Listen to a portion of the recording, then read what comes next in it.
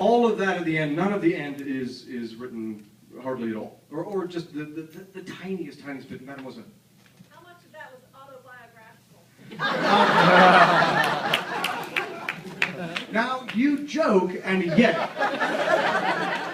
there are many aspects of my personality in the film, and if you watch this film with me and my wife, you will notice that. Because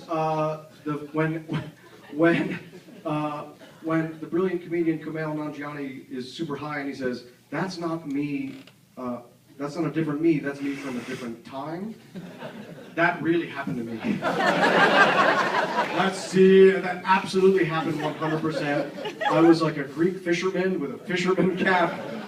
I was looking in the mirror, fuck it, that was me before. Monsieur. We'd always wanted, this scene was always in the script, and it's scripted that it would be like a symphony of eating. And it was originally written for mothers, right, Dave? Yeah. This is the problem when you go to New Orleans. You go to a po' boy place, and you think it's amazing, and then all the locals like, "Oh, you're a fucking idiot. Who would ever eat there? that place, I wouldn't let a cat eat at that restaurant." And then you go to some other restaurant, they're like, "Oh, welcome to this restaurant. We're very famous." And then the second you leave that restaurant, someone's like, "Don't go there, that's for tourists." So you have to drink a lot. The trick to making a film in New Orleans is get super drunk and wander around a ton. Mademoiselle in the hat. I loved you in Annie Hall, by the way.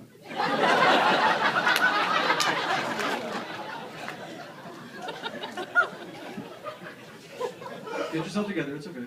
Are you okay? Are you seriously okay? It's okay. Yeah. It's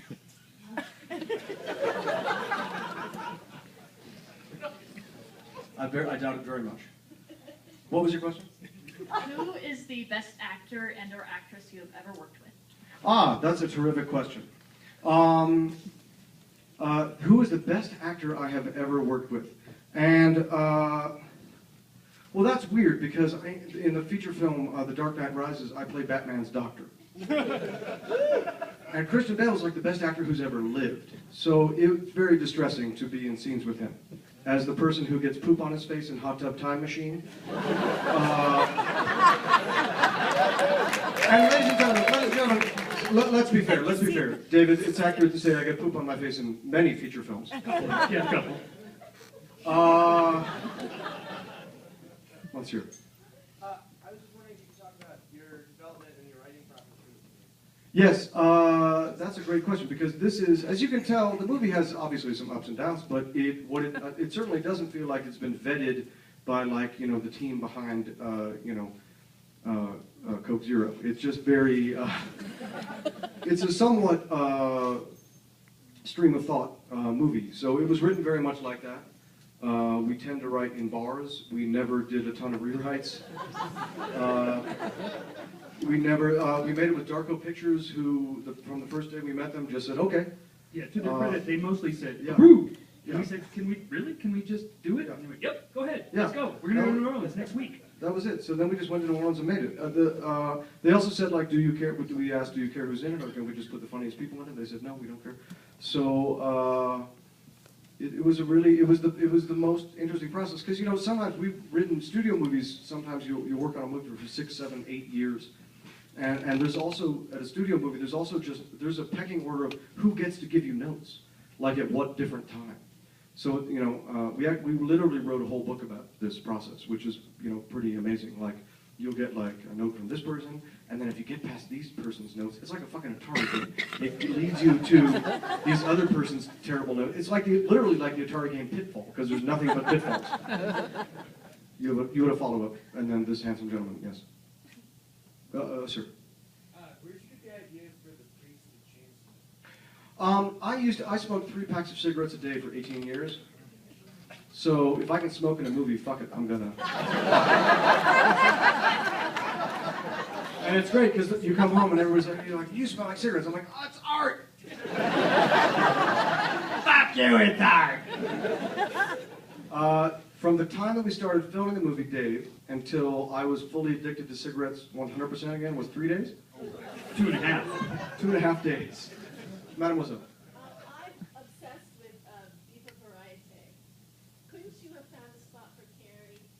That's a great question. Carrie probably would have been great in the film. We obviously work with Carrie every chance we get, and we will a million times again. You want to hear a short story about Carrie? The first time we were ever in a rehearsal for the stage, she stuck her finger literally into my butthole. It was the strangest thing, but are we still shooting this? Why did you stop shooting? I was leaning over. We're just gonna be fully honest. I've been at altitude for several days now, and I was leaning over at our first meeting. It was for the state, and I was like 19 years old. I was 18 or 19 years old, and Carrie Kennedy walked up behind me and she went, "Boom!" as a joke. But I was wearing sort of lightweight pants, and her finger went into my butthole. And I said, "Let's be best friends for the next 50 years." Monsieur. How many po' boys were consumed during the The record for eating po' boys in that scene. Here's a great thing. If you watch smart actors in good films, you'll notice they don't like scarf down piles of food. It's just not something they do because it's an awful thing to do on film. Michael Caine, in his book called Acting for Film, in his video called Acting for Film, tells you two things to never do. One is never smoke cigarettes, and the other is never eat food. This movie does only both. Rob Hubel ate 7 full-length Domalices roast beef po' boys, which, if you stack them up, they're much taller than me right now. So, Yeah. a whole-sized man. Yeah, man. He ate a man. He ate a man-child. Boogie man-child. I'm going to come back to you, but was there... Oh, yes, monsieur. How easy was it to cast this movie? Took about a couple days to cast the film. It wasn't like a super long process. It was like, "Hey, code reading." He's like, "Oh, yeah, sure." Yeah. Like, hey, well, most of the roles were written for people in the film, by the way. Everything was written for the person who plays the role, especially obviously Keegan, because, like, there's not everybody that could get away with that. Like, that's a pretty weird role. But that was the biggest make it or break it role was certainly Keegan. But yes, mademoiselle. We wanted it to have like a really super spooky sort of character to everything in the house. There used to be a scene in the basement where Keegan told you the 10-minute history of the house, which is that there had been an Indian tribe that had been burned alive in their tents by the French, and then like on the same spot, and it was really super egregiously long, and we just wanted a place with a super crazy history, and they're also very film friendly. When I rode my bike for the several months we made the film. I would ride my bike to and from set every day, and I would pass either 2 or 3 movie sets on the way to our set every day. And But it was like, another day. Schwarzenegger movies and stuff, yeah. And every 2 or 3 days you pass a murder, but mostly it was murder. Yeah. They'll keep you honest for the murder. Monsieur. Was the nude scene written to be that long? Yes, it's actually much longer. Thank you for asking that. The nude scene with Ricky Lindholm. It's always super weird when you ask a friend of yours, like, "Hey, I'd love to put you in a movie, and I would super love for you to be naked in it for like literally like 20 minutes." It's like, is that cool? Ricky luckily looked beautiful, and a super upbeat person about it. The scene was so much longer. But I found, even watching it with you tonight, people get really uncomfortable. So I hope it'll stay that long when it is theatrical release. But that's a pretty long, weird nude scene. And by the way, it's pointless.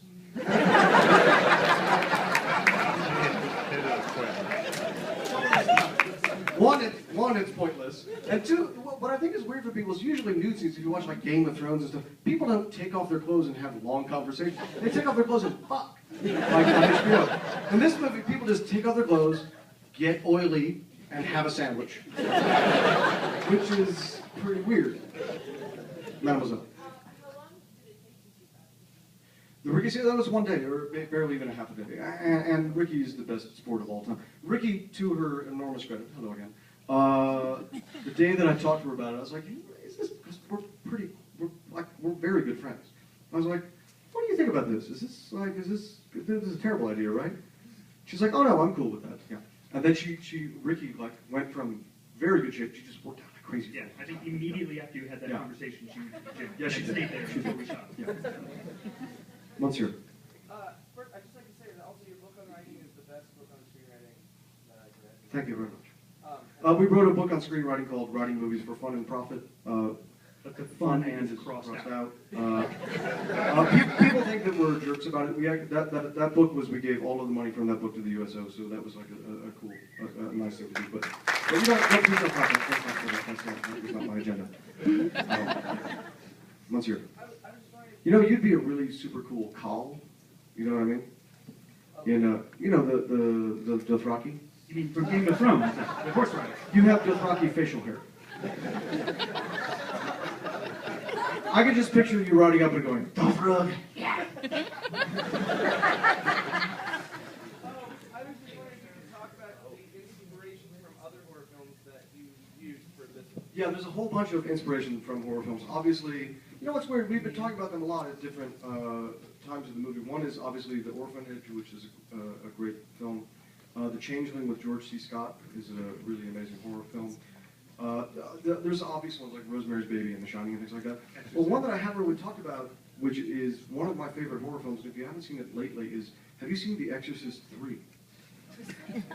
You laugh because you haven't seen The Exorcist 3.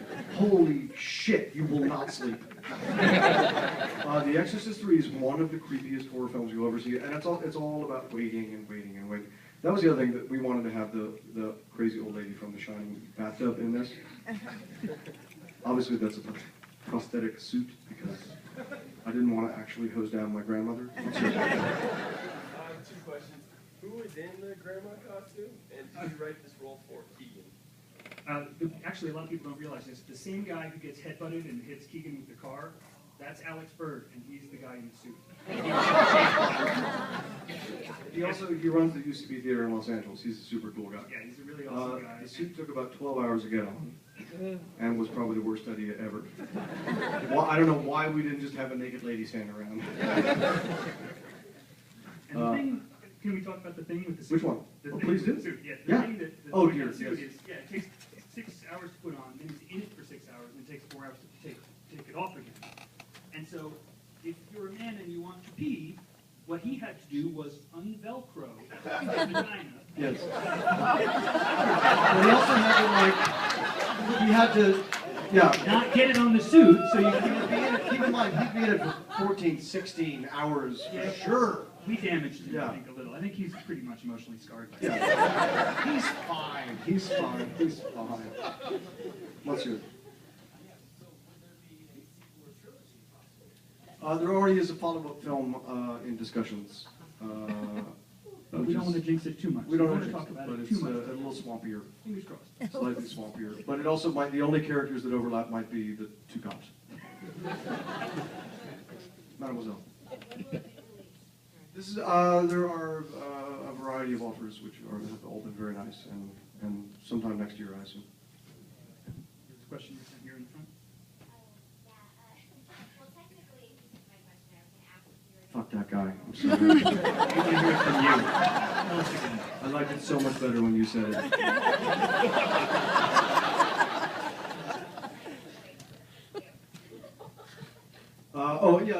We never talk about it. In our book, we talk about never do that, yeah. Oh, thanks. Thank you very much. Anything else? Thank you. Your response was really nice to the movie. We truly appreciate it. It's really fun to hear you guys laughing at the movie. And it's obviously not an important film, but anything else before we depart you forever? No, great. Thank you guys so much.